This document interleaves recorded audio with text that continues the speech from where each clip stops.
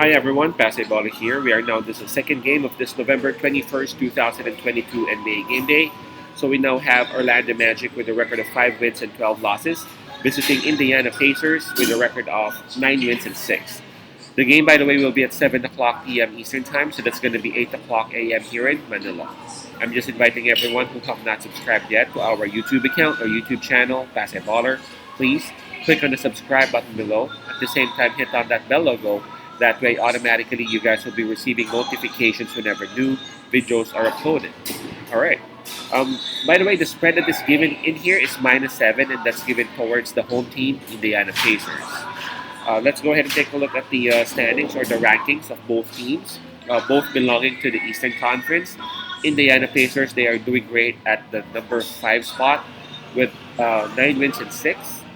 While Orlando Magic, they are stuck at number 13 with a record of 5 wins and 12. This is actually their second game. These two teams just played a couple of nights ago. And it was actually Indiana Pacers beating Orlando of that game by a point, 114-113. Indiana Pacers would still have the home court advantage on this. In terms of fatigue, well, both teams just had their rest last night. In terms of in terms of momentum, obviously it has to be with Indiana Pacers as they just won, just like what I said, by a point a couple of nights ago. So this is basically a repeat of what's gonna of what happened last night. The question is, would Indiana Pacers be able to cover the spread, which is 7 points? Um, let's take a look at the availability or the availability of the players or the health of both teams first. I almost forgot that. For Indiana Pacers, I see Daniel Theis and Chris Duarte still out for this game, and Kendall Brown and Nembhard questionable for Indiana. So 2 players out, 2 players questionable for Indiana Pacers. Now for Orlando Magic, they are banged up still.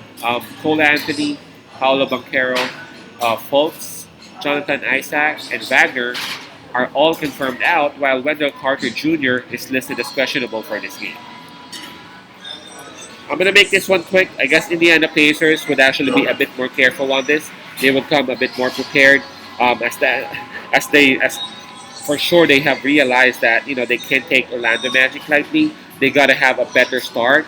Otherwise, they would be having a hard time grabbing back the lead, and they might be having some problems towards the end, bringing home the W. Right. So I'm pretty sure Indiana Pacers would actually have a different approach. They would actually be a bit more aggressive attacking Orlando Magic's defense, and it's not like Orlando's defense is ain't good. It is good. So Indiana Pacers would have to have a different approach and would have to exploit Orlando Magic's weaknesses. And Halliburton would actually need to be helped by the bench players as well. Otherwise, it's gonna be a long night if they would just rely only on their starting 5. My pick: Indiana Pacers -7. Again, that's Pacers -7. Peace out, pass and love, and God bless.